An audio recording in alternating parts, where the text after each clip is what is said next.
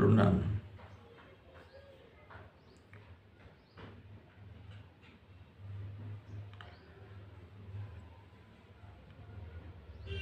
আপনারা ঠিক এর আগের ভিডিওতে, অর্থাৎ মনে রেখো এই শিরোনামে যে ভিডিও, তাতে গুরুদেবের প্রতি শর্ত নিরপেক্ষ সমর্পণের ভাব হওয়া কাম্য, বা ক্রমশ তার নির্দেশ অনুযায়ী চললে একসময় সেই ভাব স্বাভাবিকভাবেই ফুটে ওঠে বা ফুটে উঠতে থাকে, এইটিকে বিশেষ গুরুত্ব দিয়ে বলা হচ্ছিল। এইটি আপনারা দেখেছেন, শুনেছেন। এই বিষয়টি যথার্থই একটি বিশেষ গুরুত্বপূর্ণ বিষয় বা দিব্য বিষয়।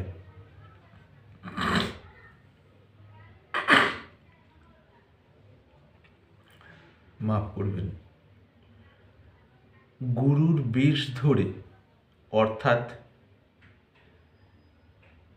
চতুর্দিকে মানুষকে পথ প্রদর্শনের বেশ ধরে বা পথ প্রদর্শন করা হচ্ছে, হবে, এই বিষয়গুলো নিয়ে যে ভণ্ডামি চলছে, ভণ্ডামি মানে লোক ঠকানো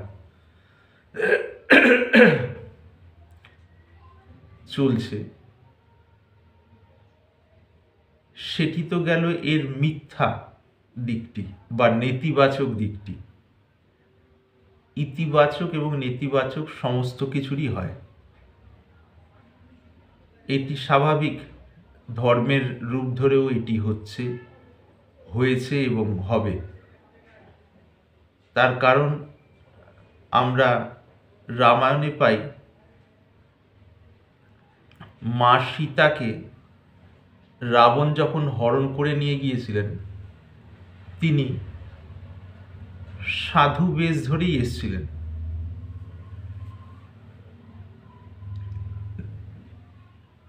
গুরুত্বপূর্ণ বিষয়।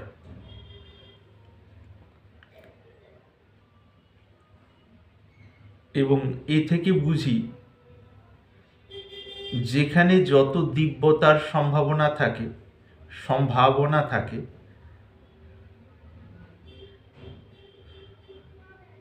সেখানে তত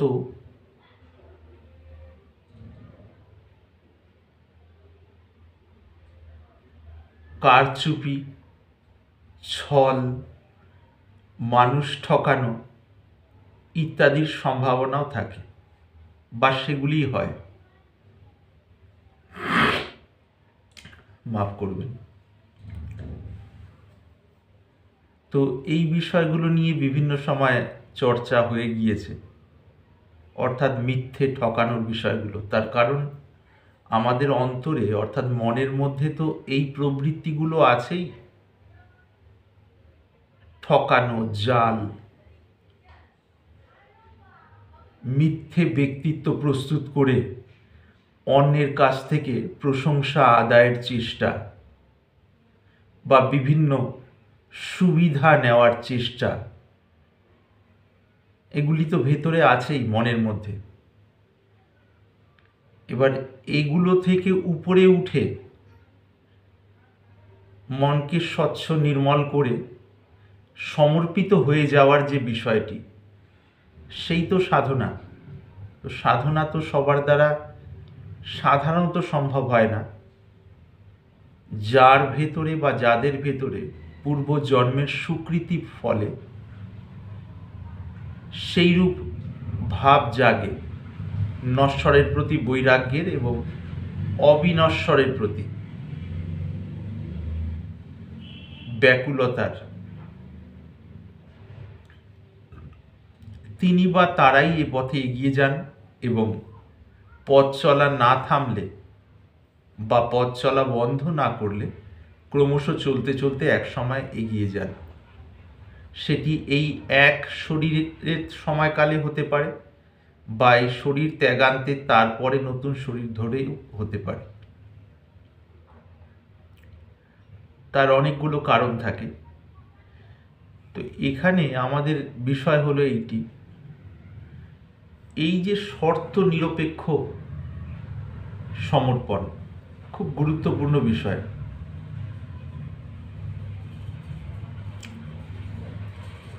শর্ত নিরপেক্ষ সমর্পণের ভাবটা সাধারণত সাধনার প্রথম অবস্থায় বা কিছু দূর এগিয়ে যাওয়া অবস্থায়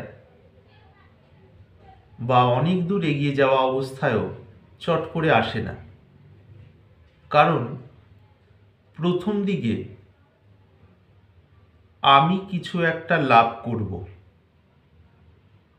বুঝব, জানব, অনুভব বা অনুভূতি করব, এইরূপ ভাব নিয়ে এ পথে চলা শুরু হয়। এ পথে চলা শুরু হওয়ার আগে যে সমস্ত ভাব থাকে সেগুলো আর বলছি না। শুরু হয় কিভাবে? এইরূপ, কারো কিছুটা ভালো জীবন হবে, আগের অশান্তি, অস্বস্তি বা অস্বাভাবিক ভেতরের যে অবস্থা, তার সাপেক্ষে কিছুটা ভালো জীবন হবে, এই ভেবেও এই পথ চলা শুরু হয়।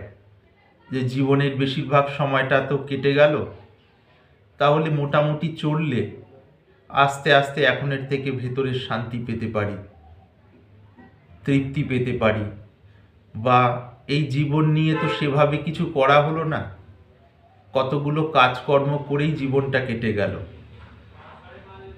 এবং কাজকর্মগুলো অর্থ উপার্জন, খাওয়া দাওয়া, এদিক সেদিক যাওয়া, কর্তব্য বা কর্তব্য সংশ্লিষ্ট যা যা বিষয়, বস্ত্রাদি, ঘর বাড়ি, এই সব সংক্রান্ত। কাজেই জীবনে জুড়ানোর জায়গা তো পেলাম না, এইরূপ ভাব নিয়ে, অর্থাৎ জুড়ানোর জায়গা কিভাবে পাবো, এই ভাব নিয়েও শুরু হয়। মাফ করবেন, বারবারই সর্দির অসুবিধে হচ্ছে। তো বিষয়টা এইরূপ অবস্থা থেকে গুরু হতে, অর্থাৎ গুরুদেবের কাছ থেকে যেমন প্রণালী পাওয়া হলো, প্রণালী পেয়ে চলতে চলতে চলতে চলতে এত কথা যে বলা হচ্ছে, তার উদ্দেশ্যটা কি? তার উদ্দেশ্য হলো এই, যারাই যেখান থেকেই গুরুকরণ হোক, যাদের গুরু যদি যথার্থ সত্য উপলব্ধি সম্পন্ন মহাপুরুষ হন, ঈশ্বর দ্রষ্টা মহাপুরুষ হন, যে শব্দেই বলি, যার ভেতরে সমাধান নেমে এসছে, সেই সমাধান, যে সমাধান উপনিষদের ঋষিদের হৃদয়ে নেমে এসেছিল, এইরূপ যদি হন, যে ধারার হন, সেখান থেকে আশ্রয় লাভ করার পর মনটিকে কতটা স্বচ্ছ, কতটা হালকা, কতটা সাধনের অনুগত রাখা যায়, সেই বিষয়টি যেন বুঝতে পারা যায় পরিষ্কারভাবে। সেই কারণেই এত সব চর্চা বা বলা। দেখবেন ছোট্টবেলায় বারবারই বলা হয়, ওই 4, 5 কি 6 আশপাশের বা 7 ছেলেটির মধ্যে বা মেয়েটির মধ্যে যে একটা স্বাভাবিক আনন্দের স্থিতি, এই স্বাভাবিক আনন্দের স্থিতিতে মনটি মগ্ন থাকে।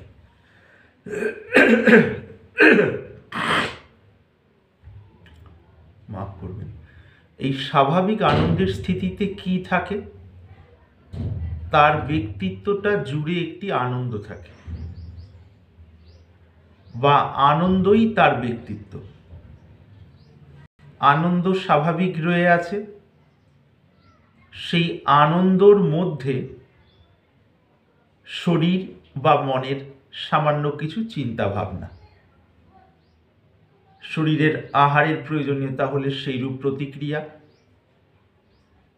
পান করার প্রয়োজনীয়তা হলে সেইরূপ প্রতিক্রিয়া, সেগুলো পারিপার্শ্বিক যারা আছেন, বিশেষ করে মা, তারা সেই বিষয়গুলো বোঝেন এবং সেইভাবে শরীরের জন্য যা প্রয়োজনীয় বলে মনে করেন, উচিত বলে মনে করেন, সেই যোগানটা দেন।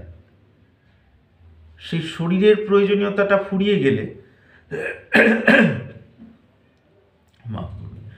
তখন ওই যে কান্নাটি হচ্ছিল খাওয়ারের জন্য বা যাই হোক, যে কারণেই হোক, তো সেই বিষয়টা মিটে গেলেই তখন আবার স্বাভাবিক একটি প্রসন্ন ভাব। এই যে প্রসন্নতা, এই প্রসন্নতাটা কিন্তু কোনো তাত্ত্বিক বিচার বিশ্লেষণ বা যোগ সাধনার উপরে দাঁড়িয়ে নেই। তাত্ত্বিক বিচার বিশ্লেষণ বা কোনো যোগ সাধনার সাপেক্ষে নয়, বা নাম সংকীর্তন কিছুর সাপেক্ষে নয়, কর্মযোগ, দেহতত্ত্ব সাধন কোনো কিছুর সাপেক্ষে নয়,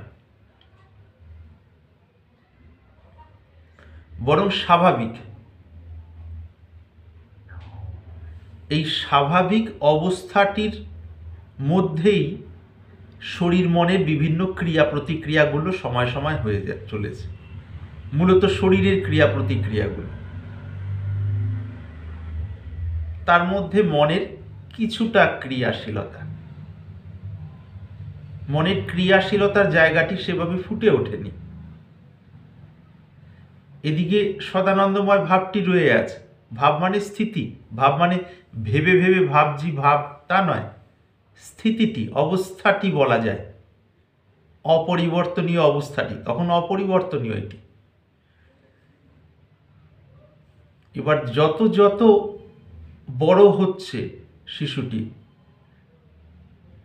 একটা সময় এই সদানন্দময় যে ভাবটি, এর মধ্যে মনের চিন্তা ভাবনার বিকাশ হলো, মনের চিন্তা ভাবনার বিকাশ হলো এবং এক সময় 9, 10, 11, 12, 13, 14 এর মধ্যে প্রবেশ হচ্ছে বয়সের। তখন শরীরের যেমন ভেতরকার পরিবর্তন হচ্ছে, তেমন তেমন চিন্তা ভাবনাগুলো পরিবর্তিত হচ্ছে। সেই চিন্তা ভাবনাগুলো পরিবর্তন হয়ে বাইরে থেকে কিছু একটা পেয়ে তৃপ্ত হব এইরূপ ইচ্ছা আসছে।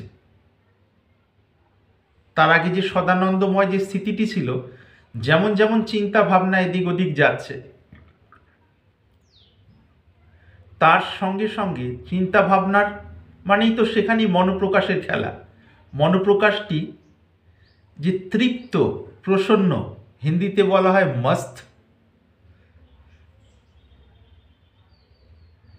যেমন অবস্থা তাতেই তৃপ্ত, এই অবস্থাটি কেটে গেছে। এবার এদিক সেদিক, এদিক সেদিক, এদিক সেদিক হচ্ছে। সেই এদিক সেদিকের মধ্যে থেকে এই ভাবনাটি জাগছে যে কি একটা যেন পেতে হবে, কি একটা যেন পেতে হবে। এই যে আনন্দময় স্থিতিটি থেকে ছেড়ে যেই একটি ডিটাচড ভাব আসলো, ডিটাচড অর্থাৎ এ থেকে বিযুক্ত, যুক্ত নয়, পৃথক একটি অবস্থা যেমন তৈরি হলো, তখন সেই যে এরম তৈরি হচ্ছে, এর মধ্যে একটা ভাব জাগছে কি একটা কোথায় যেন না পাওয়া, কি একটা যেন হারিয়ে গেছে, কি একটা যেন কারণে তৃপ্তির অভাব। এই মায়ার খেলা শুরু হয়ে গেল বিশেষভাবে। অনেক আগে থেকে শুরু হয়, এইটা একটা স্পষ্ট জায়গা। তখন এই যে মনোপ্রকাশটা, সে এখান থেকে কিছু একটা পেয়ে, কিছু একটা বুঝে, কিছু একটা করে এই যে অসম্পূর্ণতার বিষয়টাকে মিটিয়ে তৃপ্ত হতে চাইছে। অথচ যা কিছুই করে তৃপ্ত হতে চাইছে সেটা এই সদানন্দময় ভাবের দিকে নিয়ে আসছে না। সাময়িক একটা তৃপ্তি পাচ্ছে, এই মনটির ধারণা হচ্ছে যে এই বিষয়টি পেয়ে তৃপ্ত হলাম, কাজে বিষয়টি মূল, বিষয়টির সঙ্গে তার একটি যুক্ততা এসে গেল, অর্থাৎ এইরূপ বিষয়ে আরও খুঁজে বেড়াচ্ছে। ওইরকম বিষয় পেলে খুশি, ওরকম না পেলে খুশি নয়। আবার ওই রকম পেতে পেতে একঘেয়ে হয়ে গিয়ে আবার নতুন কিছু পেয়ে খুশি। তার কারণ ভেতরের খুশির যে স্বরূপটা সেখান থেকে বিমুখ হয়ে গেছে, অন্যদিকে হয়ে গেছে দৃষ্টি। কার? মনোপ্রকাশের। এইভাবে চলতে চলতে চলতে চলতে চলতে চলতে কারো কারো মধ্যে কোনো এক সময় খোঁজ শুরু হয়, যাকে আধ্যাত্মিক খোঁজ হিসেবে বলা হচ্ছে। সেই খোঁজে কোনো এক প্রণালী ধরে চলা শুরু হয়। এদিকে সদানন্দময় স্থিতিটি রয়ে আছে। এবার কোনো এক প্রণালী ধরে চলতে চলতে চলতে চলতে চলতে চলতে গুরুতত্ত্ববিদ তিনি যেমন নির্দেশ দিয়েছেন সেইভাবে চলা হচ্ছে। 2 বছর, 3 বছর, 6 বছর, 9 বছর, 12 বছর চলতে চলতে চলতে চলতে এই যে তার আগে এদিক সেদিক খুঁজে বেড়াচ্ছিল রজগুণের প্রভাবে, কিছুটা তমমিশ্রিতভাবে, এবার একটি প্রণালীতে চলতে চলতে গুরু নির্দিষ্ট প্রণালীতে। গুরু নির্দিষ্ট প্রণালী কেন? গুরুর বাক্যটি এখানে প্রধান, নিজের অহংটা গৌণ, তাতে উপকার কেমন হচ্ছে সেই অনুযায়ী চলতে চলতে এই তম রজগুণের প্রভাবগুলো আস্তে আস্তে আস্তে আস্তে আস্তে ক্ষীণ হয়ে যাচ্ছে।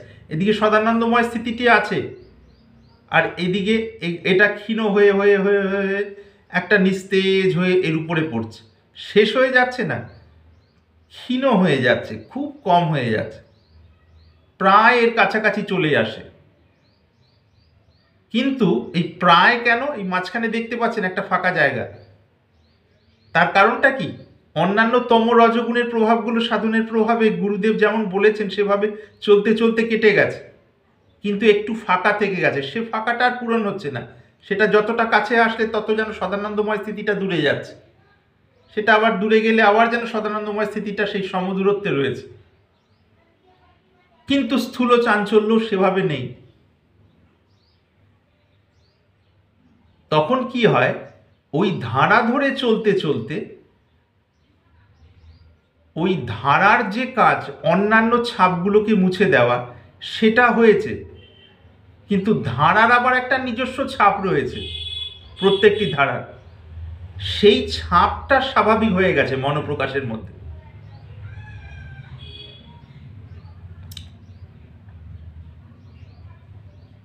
সেই ছাপটা স্বাভাবিক হয়ে গেছে। এইবার সেই ছাপটা থেকে যে গুরুদেব নির্দেশ দিয়েছিলেন এই পথে চলাতে, তিনি বের করে আনতে পারেন। কিভাবে? তাকে সজাগ করে দেওয়া। দেখো, তোমার মন এই ছাপের সাথে তাদাত্ম্যযুক্ত হয়েছে, অর্থাৎ একাকার হয়ে গেছে। এই ছাপের প্রতিও তুমি উদাসীন হয়ে যাও। এটা তো গেল তাত্ত্বিকভাবে বর্ণনা।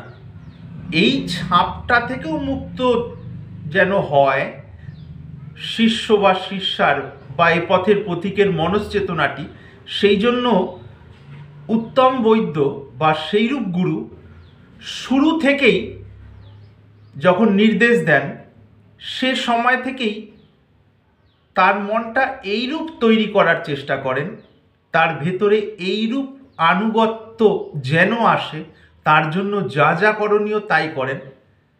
সেটি হলো যে তোমাকে এখন জপ করতে বলা হচ্ছে, তোমার কাজ জপ করা।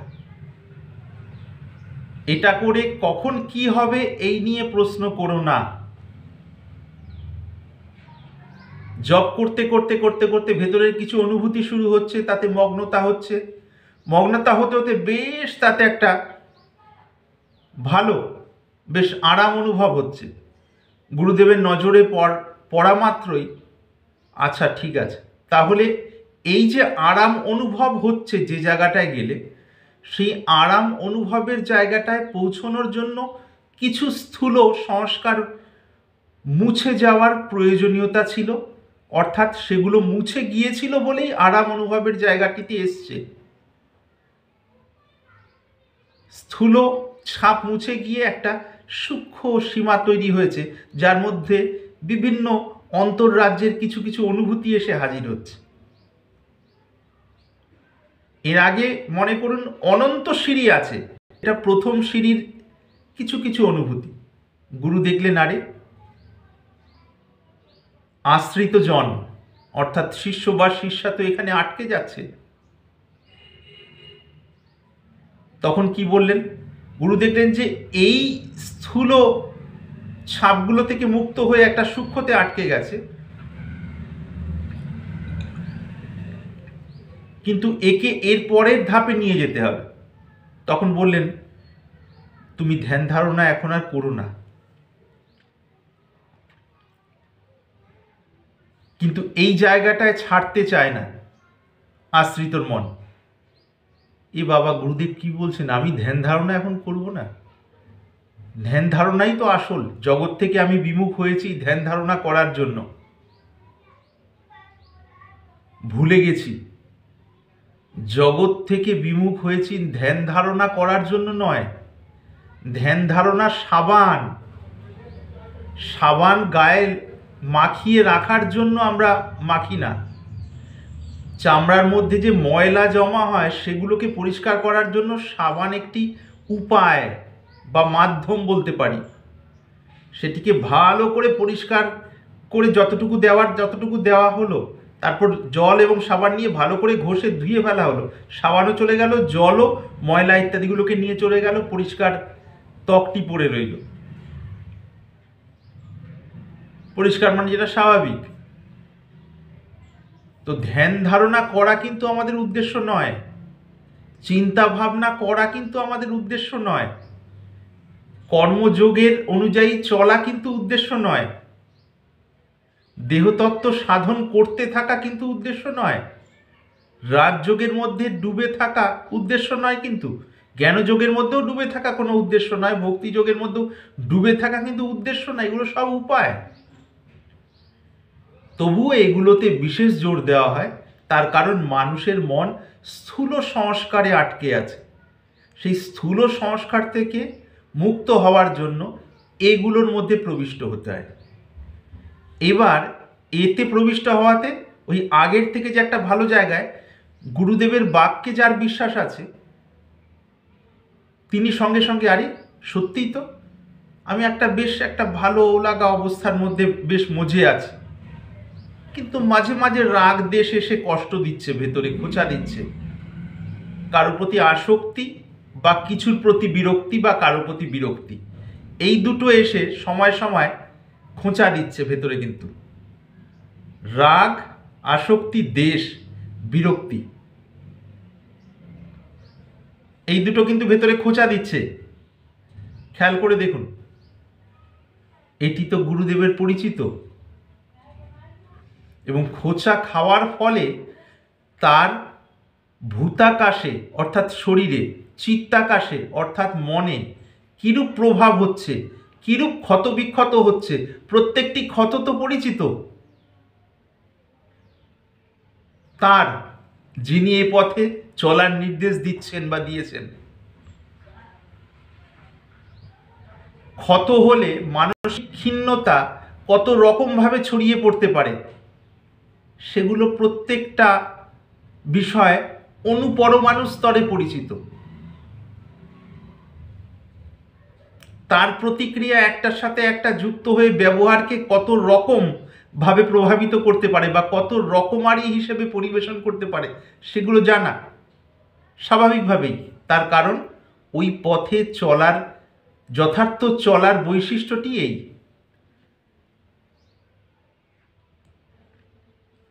পেছনের আলো থেকেও দেখতে পাওয়া যায়, অবশ্য মূল আলো থেকে একাগ্র করলেই দেখতে পাওয়া যায় অনেক।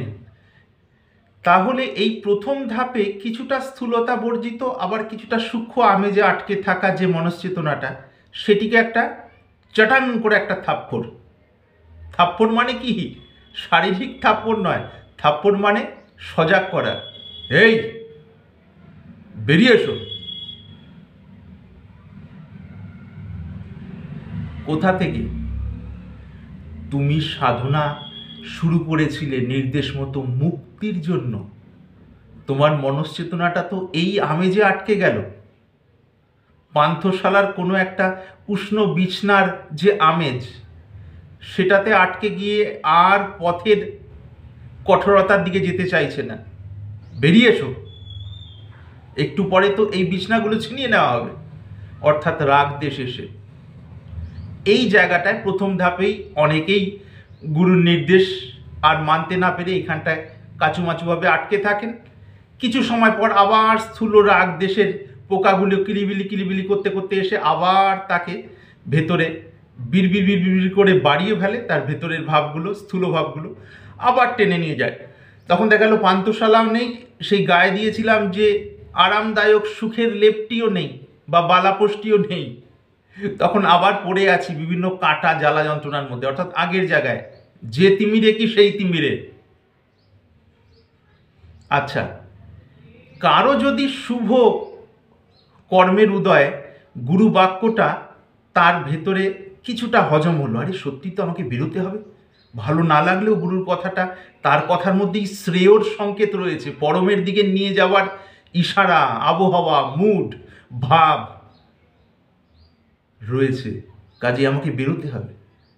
এই যে প্রমাদ, আমাকে বেরোতে হবে, এই যে প্রমাদ কেটে যাচ্ছে, অলসতা কেটে যাচ্ছে, মহাশুভক্ষণ জানবেন।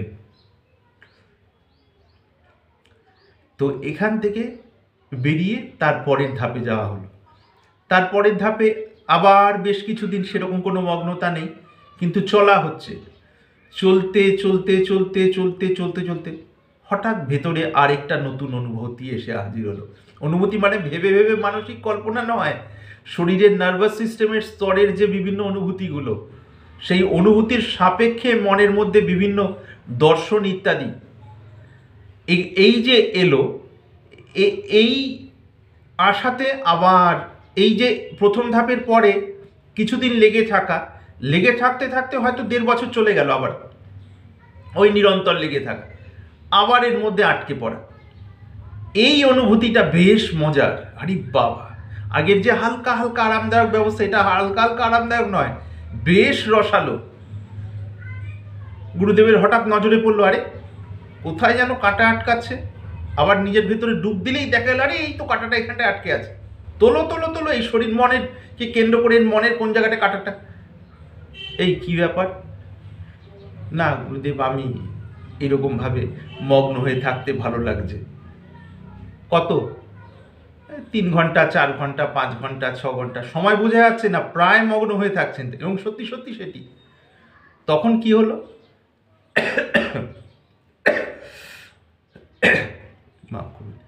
তো ওইভাবে লেগে থাকতে থাকতে থাকতে বেশ মগ্নতা, আর বাইরের কিছু ভালো লাগছে না। তখন সেখানে বললেন যে ঠিক আছে, আরেকটু পাকুক ব্যাপারটা। গুরুদেব দেখলেন যে আরেকটু পাকুক ব্যাপারটা, আরো পাকলো। বাইরের জগতের বিষয় একেবারে মন নেই, এর মধ্যে মগ্ন। স্থূল কাম, ক্রোধ, লোভ, মোহ, মদ, মাৎসর্য হাওয়া হয়ে গেছে, অন্তত সেই সময়ের জন্য। মাঝখানে কয়েক মাস কেটে গেছে। তখন গুরুদেব একসময় দেখছেন যে আরে এই যে অবস্থাটা, এটা তো সত্যগুণের একটা ভালো অবস্থা, রজতম গুণের বিষয়গুলো প্রায় নেই, কিন্তু আবার সময়ের সাথে সাথে এটা তো পরিবর্তন হবে, গুণাতীতে তো যাওয়া হয়নি এখনো। তখন আবার একটা সময়, হ্যাঁ এখন আর তোমার এইটি দরকার নেই, তুমি এখান থেকে বেরিয়ে এসো, তুমি সাধারণ জীবনযাপন করো, যেমন আজ থেকে 13-14 বছর আগে করছিলে। সে কি গুরুদেব, কি বলছেন? সেটাই বলছি যেটা তুমি শুনেছো। তাড়াতাড়ি আহার করবে, তাড়াতাড়ি উঠে যাবে, বলে আমি তো 3টের সময় উঠছিলাম ভোরবেলা রোজ, বা 2:30টার সময় উঠছিলাম, তারপরেই তো ঘন্টা 4 মগ্ন হয়ে থাকতাম। দরকার নেই, 5:45 সূর্য ওঠে, তুমি তার 5-10 মিনিট আগে উঠবে, আর অল্প আহার করবে, রাত্রে সামান্য একটা জল খাওয়ারের মতো খুব হালকাভাবে করবে, সকালে উঠবে, তারপর উঠে একটু ভগবানকে প্রণাম করে এই গাছে জল দেওয়া ইত্যাদি ইত্যাদি করবে, তারপর সময় মতো স্নান ইত্যাদি করে আশ্রমের এই বিষয়গুলো। তাহলে জপ ধ্যান দরকার নেই, শাস্ত্র পাঠ দরকার নেই। মানুষজন আসছে, ওই পাখিটা যেগুলো রয়েছে, পাখিটাকে এগুলোকে খাবার দাও কিছু, মানুষজন আসলে কথাবার্তা বলে। দুপুরে তো আমি আহার করতাম না, সকালেই সামান্য করতাম, রাত্রে না। দুপুরে তুমি স্বাভাবিক আহার করবে, একটু কম করো, এতদিন করনি তো, শরীরে অভ্যাস নেই, অল্প করো আর কি, আস্তে আস্তে করা হলো। দুপুরে তো কোনোদিন শুতাম না, না এখন থেকে তুমি মোটামুটি 45 মিনিট 1 ঘন্টা শুয়েও দুপুরে আহারের পর, তারপর উঠে একটু এই গ্রন্থ পড়ো বা মহাত্মাদের মহাপুরুষদের এই জীবনীগুলো পড়ো। অমুক অমুক বই নির্দিষ্ট করে দিলেন, খুব সাধারণ কোমল ভাবের আর কি, খুব গভীর যোগের গমগমে ব্যাপার নয়, খুব সাধারণের মধ্যে থেকে হালকা কোমল ভাবের, মাফ করবেন। তো সেইভাবে চলছে। সন্ধ্যের সময় তো মগ্ন হয়ে থাকার ব্যাপারটা সন্ধ্যেতে, হ্যাঁ সন্ধিক্ষণে 5 মিনিট 10 মিনিট বসে নাম করবে, আগে যে আরতি হয় সেখানে প্রণাম করবে, একটু হাতে তালি দিয়ে হরিনাম সংকীর্তন বা মায়ের নাম করবে, বা যেরূপ নাম করণীয় সেইরূপ করবে, মিনিট 5 বসে সাধনে মগ্ন হবে। মিনিট 5 বসতে বসতেই দেখা যাচ্ছে যে তার ভেতরে সেই বিষয়গুলো, সেই যে ওই কফি মুডের দিকের আর কি, অর্থাৎ সত্যগুণের মগ্নতার বিষয়গুলো ফুটে উঠছে। সঙ্গে সঙ্গে গুরুদেব, যোগানন্দ ধরুন নাম এই, ওঠো। হ্যাঁ বলে হ্যাঁ ওঠো। কোথায়? না ওই ওই অমুক জন এসছেন, ওনাকে একটুখানি জল দেওয়ার দরকার আছে। এবার গিয়ে জল দেওয়া হচ্ছে, কিন্তু মনের আড়ষ্ট ভাব যে আরে আমার তো মন গভীরে চ করে ভেতরে ডুবছিল বা ডোবার দিকে যাচ্ছিল, হয়তো একটু পরেই হাওয়া হয়ে যেতাম। হাওয়া মানে বুঝুন, মানে আড়ি পাঠানোর ব্যাপার, অর্থাৎ সমাধি। তো দরকার নেই, এখন তুমি ওই জলের ব্যাপারটা দিয়ে এসো। 2 দিন 5 দিন এরকম সমস্ত ঠিক যেখানে যেখানেই মনের মগ্নতা আসছে, সেখানেই টাকাস করে একটা থাপ্পড় বা ঠোকা হতে হতে হতে হতে তখন দেখা গেল যে তার মনে একটু ভালো না লাগা, কিন্তু বাধ্য হয়ে করতে হচ্ছে, না গুরুদেব বলছেন, কিন্তু আবার একটা কর্তাভাবের কারণে ভেতরে ভেতরে রাগ গুরুর প্রতি, মানে অখুশি ভাব, এবং সেটাই একটু পাকা অবস্থায় রাগের দিকে টার্ন নিচ্ছে। এই করে করে করে করে 6 মাস চলে গেল, 1 বছর চলে গেল, তখন 1.5 বছর 2 বছর 2.5 বছর চলে গেল, দেখা গেল যে বিভিন্ন ক্রিয়াগুলো আর হচ্ছে না সেভাবে, যেমন যে যাতে মগ্ন হয়ে থাকার ব্যাপার ছিল সেগুলো আর হচ্ছে না, অথচ মন স্থূল দিকেও যাচ্ছে না। সেইরূপ কোনো একটা বিশেষ মুহূর্তে ওই বেড়াল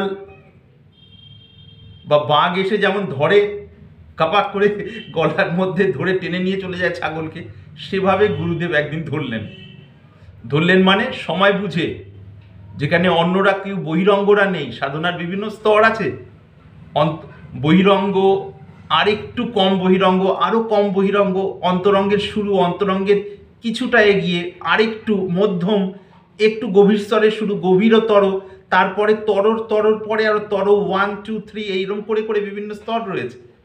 সেইরকম যখন কেউ নেই বা সেরকম কেউ আছেন, হঠাৎ ধরা হলো, চলো কোথায়? ফাঁকা জায়গায়, যেখানে গুরু এবং শিষ্য, অর্থাৎ সেই পথের পথিক বা শিষ্যা, তার কথোপকথনের মাঝখানে আর কেউ নেই। ধর্ম কথা বলার জন্য বা অধর্ম কথা বলার জন্য, পামি করার জন্য বা চালাকি করার জন্য বা বিশ্লেষণ করার জন্য বা সাধনের কথা বলার জন্য কেউ নেই।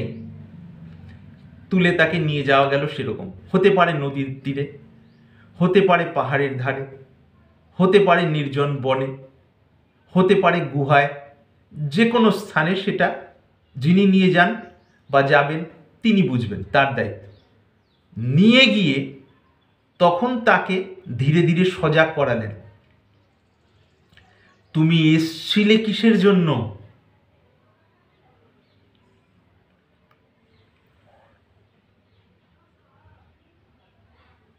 এসছিলে স্থূল কাম, ক্রোধ, লোভ, মোহ, মদ, মাৎসর্য এগুলো থেকে মুক্ত হওয়ার জন্য।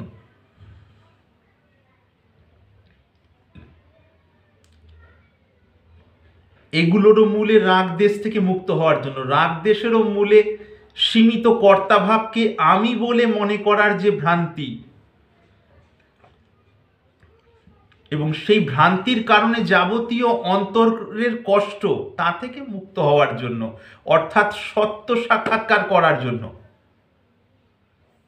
কিন্তু তুমি এ পথে চলতে চলতে খেয়াল করে দেখো, গত 19 বছরে বিভিন্ন জায়গায় বা গত 30 বছরে বিভিন্ন জায়গায় সময় সময় যেমন যেমন স্থূল বিষয়গুলো কেটেছে, সেই সেই সিঁড়ির সূক্ষ্ম আমেজের সাথে মন যুক্ত হয়েছে, তাতে মন মধু পাওয়া শুরু হয়ে গেছে, সেটাকেই চূড়ান্ত ধরে সেখানেই আটকে যেতে চেয়েছে, এবং সঙ্গে সঙ্গে পেছন থেকে কর্তার সাথে কানেক্টেড, কর্তার সাথে যুক্ত বুদ্ধি সমর্থন করছে, আরে এই আনন্দই তো চাইছিলাম। কিন্তু জানে না যে এরপরে মানে অসংখ্য ঘর রয়েছে, এটা প্রথম ঘরের দেয়ালের শেষ জায়গার আনন্দ। ওই দেয়ালটা ভাঙতে পারলে তারপর আবার নতুন জায়গায় ঢোকা হবে, আবার তথাকথিত রুখা সুখাভাবে চলা শুরু হবে। তার কারণ আগের ঘরটা ভেঙে দেওয়া হয়েছে, তো ভাঙা গড়ার খেলা তো এখানে। এই এক একটা ঘর এক একটা ঘরের সাথে বেশ কিছু সৌসাদৃশ্য যুক্ত, অর্থাৎ মিল রয়েছে, আবার একটা স্তরের পর আবার এগুলো কিছুটা পৃথকও। বুঝুন বিষয়গুলো। এইভাবে চলা বেশিরভাগ কি হয়, মানে এই পথে এই সাবান ঘষতে ঘষতে নিজের অজান্তে ভুলে যাওয়া হয় যে আমার সাবানটা ধরার জন্য যা চেষ্টা করা, প্রয়াস করা এবং ঘষা, এইটা আমার উদ্দেশ্য নয়। এই ময়লাগুলো দূর করে সাবানও রেখে দেওয়া, এই হাতও ধুয়ে ফেলা, এগুলো সব ধুয়ে পরিষ্কার, এইটা ভুলে যাওয়া হয়। এই কারণে সাধন পথে চলা সব থেকে কষ্টের হলো প্রতি মুহূর্তে গুরুর নির্দেশ অনুযায়ী চলা, আবার সব থেকে নিরাপদও হলো গুরুর সান্নিধ্যে গুরুর নির্দেশ অনুযায়ী চলা। সান্নিধ্য সেটা গুরুর সম্মুখে স্থূলভাবে হতে পারে, পরিস্থিতির তাগিদে সেটা নাও হতে পারে, কিন্তু তার নির্দেশ অনুযায়ী চলা। কি হয়, গুরু কোথায় পৌঁছে দেন? গুরু শিষ্য বা শিষ্যাকে গুরু পদেই প্রতিষ্ঠিত করে দেন। শিষ্য বা শিষ্যা রেখে দেন না। শিষ্য বা শিষ্যার অন্তরের স্বাভাবিক সমর্পণের জন্য তার অন্তরে বা তাদের অন্তরে সেই ভাব থাকে, কিন্তু আসলে গুরু শিষ্য বা শিষ্যাকে যথার্থ গুরুত্বে প্রতিষ্ঠিত করে দেন। গুরুত্বে বুঝুন, অর্থাৎ মূল কেন্দ্র, যার গুরুত্বে সব কিছুর গুরুত্ব, অর্থাৎ পরাশান্তির ভূমিতে। এবার পরাশান্তির ভূমিটা তো ওই বলা হয়েছিল, অঞ্জানা দেশ অমিলা পিয়া, অর্থাৎ সেখানকার আবহাওয়া বিষয়ে কিচ্ছু জানা নেই, কোনো সাধকদের কিচ্ছু জানা নেই। সাধক মানেই পথে চলছেন, তিনি লক্ষ্যে পৌঁছননি, তার জানা থাকবে কেন? সেই কারণেই তো তিনি সাধক, তিনি তো সিদ্ধ নন। তার জানা নেই, আর জানা না থাকাটাই স্বাভাবিক। সেই কারণেই গুরুর অনুগত হিসেবে চলা, এবং সময় সময় যেমন যেমন সংকেত, উঠতে বললে ওঠা, বসতে বললে বসা, জব করতে বললে জব করে যাও, তুমি আর কিছু বলো না, জব করে যাও বলার পর যদি 3 মাসের মধ্যে গুরুদেব কোনো কথা না বলেন, 6 মাস কথা না বলেন, 1 বছর কথা না বলেন, তার উচিত তার আগে পর্যন্ত যেমন যেমন বলা হয়েছিল এবং শেষে জবটা তার সঙ্গে সংযুক্ত করা হয়েছিল সেইটি করতে থাকা। কখনো ভুলেও এইটি না ভাবা যে এই সময় যদি আমার অন্যরকম কিছু করা দরকার, গুরুদেব তো জানতে পারছেন না, সেই জন্য আমি গিয়ে তাকে জিজ্ঞেস করি, নয়, এই ভুলটি করবেন না দয়া করে। প্রত্যেকটা শিষ্য এবং শিষ্যার অন্তরের সঙ্গে গুরুর যোগ থাকে, এটা কথার কথা নয়, ভাবার কথা নয়, ভেতরে ভেতরে টানটা, সুতোটা থাকে। যার যেখানে গর্ভ পেকেছে, অর্থাৎ সন্তান হওয়ার সময় এসছে, অর্থাৎ ফলটি পেকেছে, বা সেই ভূমিতে নতুন নির্দেশের দরকার, তখন ঠিক গুরুর তরফ থেকে প্রত্যক্ষভাবে বা পরোক্ষভাবে নির্দেশ সেখানে পৌঁছে যাবে। এইটি তো বৈশিষ্ট্য। এগুলো কি কতগুলো কথাবার্তা যে আলাপ আলোচনা বিশ্লেষণের মাধ্যমে মনোবিজ্ঞানের ক্লাস করা হচ্ছে? জাগতিক মনোবিজ্ঞান তো খুব ছোট্ট স্তর, কতগুলো পড়াশোনার বিষয়। আর এটা তো মনের এরিয়ার বাইরের সেই সদানন্দ ভূমির জায়গা, সেখানে এই সমস্ত মনোবিজ্ঞান একটা সময় সব হাওয়া হয়ে যায়। মনোবিজ্ঞান কোথা থেকে? যে পর্যন্ত চিন্তা খেলা করে, এখানে তো চিন্তার আর কোনো ব্যাপার নেই। কাজে ভুল করবেন না। মনোবিজ্ঞান হলো স্কুল তো ছেড়ে দিলাম, কলেজ ইউনিভার্সিটিতে পড়ার এবং পড়ানোর বিষয়। সেটাও যে মানুষরা পড়ান এবং তাদের বুদ্ধির সূক্ষ্মতা বা গভীরতার উপরে কম বেশি গৃহীত হয় এবং প্রকাশিত হয় তাদের কেন্দ্র করে।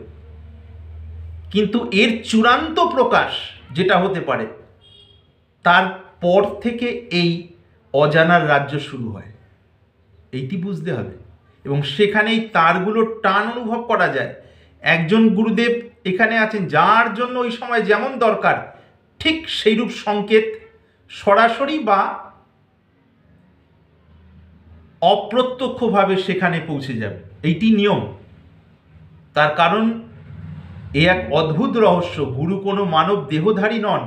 মানব দেহধারী হিসেবে আমরা জানি বুঝি, আমরা মানে যারা এই পথে চলছি, চলতে চলতে যেমন যেমন ডুব দেওয়া হবে, যেমন যেমন দেহাতীতের সন্ধান মনোপ্রকাশে একটু একটু করে নেমে আসবে, তেমন তেমন গুরু যে দেহাতীত, সেই অনুভূতিটিও তারই সঙ্গে সংযুক্তভাবে ফুটে উঠবে, অর্থাৎ একই সাথে। সেই কারণেই যার হৃদয়ে যখন যেটা প্রয়োজন, ঠিক সেই সংকেতটি সেখানে পৌঁছে যাবে। সেই জন্য বারবার জানান দেওয়ার দরকার নেই আসলেই। তবুও যদি যারা আর তর সইতে পারছেন না, বা ধৈর্য ধরে যে চলার জন্য যে সামর্থ্য থাকা দরকার সেটি নেই, কি করবেন? তমগুণ রজগুণের প্রভাব খুব বেশি, তখন না বললে নয়, সেটা বলা যায়। বললে যে বিরাট অপরাধ হয় তা নয়, বলা যায়। অর্থাৎ মনে রাখবেন, সাবান ঘষা হয়ে গেল, হাত দিয়ে ঘষা, সাবান রেখে দিলাম, দিয়ে জল দিয়ে ভালো করে ধুয়ে নিলাম, এই হাতটাও ধুয়ে নিলাম, এই হলো মূল ব্যাপার সাধনা। কিন্তু ঠিক তেমনি গুরু নিয়ে সেই সদানন্দময় জায়গাটাতেই বুদ্ধিটিকে নিয়ে গিয়ে প্রতিষ্ঠিত করে দেবেন। প্রতিষ্ঠিত হলে তখন স্বাভাবিকভাবে বুদ্ধিও সদানন্দময় হয়ে যাবে। ভেবে ভেবে নয়, তার আগে ওই যে প্রণালী, যেখানে যেমন এখানে ময়লা দূর করতে যেমন সুবিধে, হাতের যে জয়েন্টগুলোতে, বগলে বা বিভিন্ন স্থানে, শরীরের সন্ধিস্থানে ময়লা দূর করতে একরকম সুবিধে নয়, একরকম উপায় নয়, তার উপায় বিভিন্ন হতে পারে। কাজেই আনকন্ডিশনাল যে বলা হচ্ছিল, শর্ত নিরপেক্ষ যে বলা হচ্ছিল, এই চূড়ান্ত কথা নির্দেশ পালনের দিকে। সেই জন্য যথার্থ গুরুদেব চেষ্টা করেন, যারা যথার্থ গুরু তারা চেষ্টা করেন নির্দেশ যত কম দেওয়ার। তার কারণ নির্দেশ পালন না করতে পারলে অপরাধ হয়। অপরাধ হয় মানে কি? তম রজগুণের আবরণ আরও বেড়ে গিয়ে ওই মুক্তির পথের যাত্রাটা একটু কম হয়ে যায়, মানে যাত্রাটার সময়টা আরও বেশি বিলম্বিত হয়ে যায়, দেরি হয়ে যায় আর কি। সেই জন্য সৌভাগ্যবান বা সৌভাগ্যবতী যারা, তারা শুরু থেকেই যে হ্যাঁ একটা পথে তিনি আমাকে চালিয়েছেন, যখন যতদূর যে জিনিস বলবেন, যেখানে কোনো একটা অনুভূতি পাচ্ছি, হঠাৎ যদি তিনি কেটে দেন, তালটা কেটে দেন, তখন বুঝতে যাবো ওই তালটা কেটে দেওয়াই হচ্ছে এই তালের থেকে আরও উচ্চতর কোনো তালে আমাকে যুক্ত করার জন্য। আসল রহস্য এইটি। আবার তাতে যখন বেশ মগ্ন হয়ে গেলাম, মনে আছে সারা জগৎ যেন মধুময়, আনন্দময়, হঠাৎ করে গুরুদেবের একটা কাশ কয়টা থাপ্পড়, বেরিয়ে এসো, মধুময় বলছো, মধুময়টাও তো সত্যগুণের সাপেক্ষে মধুময়। এটা এই জায়গা থেকে ওঠার জন্য এখানে দরকার ছিল, এখানে আটকে থেকো না, খোলা হাওয়ায় শ্বাস নিতে হবে।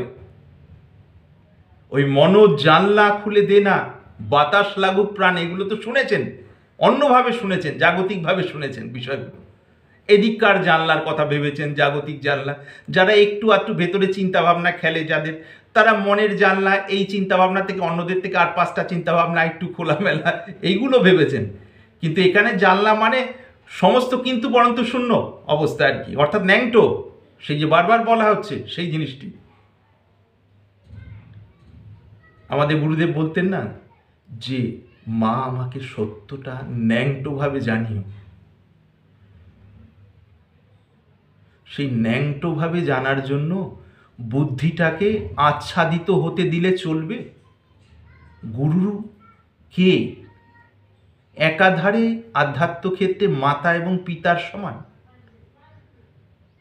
তিনি তো যখন প্রয়োজন করুণা পরবশ হয়ে থাপ্পড়, যখন প্রয়োজন মাথায় হাত বুলিয়ে দিচ্ছেন, যখন প্রয়োজন উৎসাহিত করছেন, যখন প্রয়োজন কঠোরভাবে অনুশাসন আনছেন বা অনুশাসিত করছেন। মূল উদ্দেশ্য কি? ছেলে খেলা করা নাকি? নয়, মূল উদ্দেশ্য হলো ওই যে সদানন্দময় ছোটবেলার যে স্বাভাবিক স্থিতি, ওখান থেকে যেই মনোপ্রকাশটি ওর থেকে ডিটাচড, অর্থাৎ পৃথক হয়ে আলাদা হয়ে গিয়ে কিলবিল কিলবিল করে অন্য কোনো জায়গা থেকে কিছু এক তৃপ্তির খোঁজে বেরিয়ে গিয়েছিল, গৃহ ছেড়ে, বুঝুন গৃহ কোথায়, সেই সদানন্দময় স্থিতিটি, সেটি ছেড়ে বেরিয়ে গেছিল। গুরু সেই পথে মনোপ্রকাশ বেরিয়ে যাওয়া মানে মানুষটিই তো বেরিয়ে গেছে, তখন তাকে খুঁজে আনার জন্য বেরিয়েছেন গুরুদেব। সে যেখানে যেখানে আটকে গেছে তার সাথে বন্ধু সেজে তাকে বুঝিয়ে বাজিয়ে ভুলিয়ে ভালিয়ে যেভাবে হোক, কখনো মেরে ধরে অনুশাসন করে আবার ফুসলিয়ে কোনোভাবে ঘুরিয়ে বনের পথ থেকে নিয়ে আবার এখানে মিলিয়ে দিলেন। এই মিলিয়ে দেওয়ার যে পথ প্রক্রিয়া, যাকে মিলিয়ে দিচ্ছেন তার তরফ থেকে গুরুকে বহুবার আঘাত করা হয়। অজ্ঞানের কারণে মনে হয় যে গুরুদেব যা করছেন এটি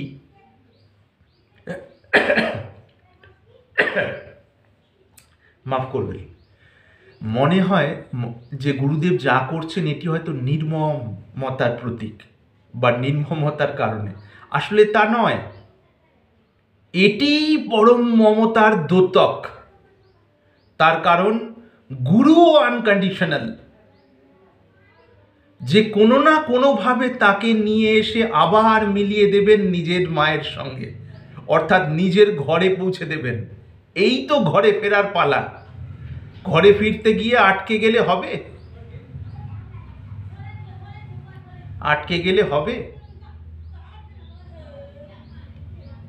কিসে আটকে যাচ্ছেন? পাশ্চাত্যে, সংস্কৃতিতে, ইতিহাসে, বিজ্ঞানে, গণিতে, ভূগোলে, খগোল শাস্ত্রে, জ্যোতিষ, নিরুক্ত, ছন্দ, রাগ, রাগিনী, কিসে মন আটকে যাবে? যেখানেই আটকে যাবে সেটা আর যাই হোক, মনের ঘর কিন্তু নয়। সেই কারণেই বলা হয়েছে, স্বামী রামতীর্থ কি বলছেন? कोई हाल मस्त, कोई माल मस्त, कोई तूती मैना सुए में, कोई खान मस्त, पहरान मस्त, कोई राग रागिनी दोहे में, एक खुद मस्ती बिन और सब बहे अविद्या, सब गए अविद्या कुएं में। एक खुद मस्ती बिन और मस्त सब गए अविद्या कुएं में। अविद्या माने अज्ञान, अज्ञान माने माया। আত্মানন্দ ছাড়া যেখানেই মন আটকে যাবে, যে ভাবনা, যে কল্পনা, যে আবিষ্কার, যে কাজ, সবগুলো বিভিন্ন স্তরে কাজ করে, কিন্তু কোনোটাই হৃদয় জুড়ানোর জায়গা নয় স্থায়ীভাবে। তিনি যে মনীষী হন, পূর্বের মানে আগের, বর্তমানের বা আগামীর, তার কারণ সবই মনোভূমি। মনোভূমির মধ্যে থাকলে তো সদানন্দময় আনন্দ স্থিতিটি সর্বদা থাকবে না। গুরুত্বপূর্ণ বিষয় দেখুন, গুরুদেব নির্মমভাবে যার মনোপ্রকাশটি যেখানে আটকে যায় সেখান থেকে ছাড়িয়ে নিয়ে আসেন। শিষ্য বা শিষ্যার কর্তব্য হলো একমাত্র গুরু নির্দেশ পালন করা। ধ্যান, জপ, নিয়ম, চিন্তা, ভাবনা, রাজযোগ, কর্মযোগ, জ্ঞানযোগ, ভক্তিযোগ, দেহতত্ত্ব বা প্রকৃতির প্রাচ্য পাশ্চাত্য জ্ঞান, বিজ্ঞান, ইতিহাস, সাহিত্য, সমাজশাস্ত্র, নক্ষত্র বিজ্ঞান, খগোল, ভূগোল, যা কিছু, কোনো কিছুই আমার লক্ষ্য নয়, এক গুরু বাক্য। এই জন্য বলা হয়, সির দিজে সদ্গুরু মিলে ওহ ভি সস্তা জান। সির মানে মাথা, মাথাটা দেওয়ার পর, মাথা মানে কর্তাভাব দেওয়ার পর, সমর্পিত করে দেওয়ার পর, তার বিনিময়ে যদি সদ্গুরু লাভ হয়, জানতে হবে এই যে সৌদা, এই যে আমি করলাম, যে ব্যবসাটা, যে আদান প্রদানের সৌদা যেটা করলাম, এটা খুব সস্তা। যেমন আমরা মন্দিরে দেখি নারকেলকে ফাটানো হয়। নারকেল কি? মাথার প্রতীক। মাথার মানে কর্তাভাব। কর্তাভাবকেও ভেঙে চুরে তার কাছে দিয়ে দিলাম, তিনি যেমন করার তেমন করবেন।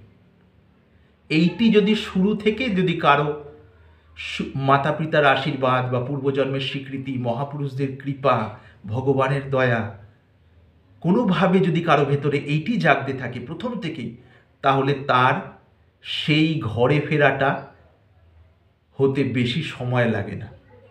অনেক কথা হলো, এর মধ্যে ভুল ভ্রান্তি, ক্রিয়ার মাধ্যমে, শব্দের মাধ্যমে যদি কোনো ভুল ভ্রান্তি হয়ে থাকে, হয়তো হয়েছে, তা আপনারা ক্ষমা করবেন। যদি কিছু থেকে থাকে নেওয়ার মতো, আমি অনুরোধ করি আপনারা নেবেন। আন্তরিক প্রণাম।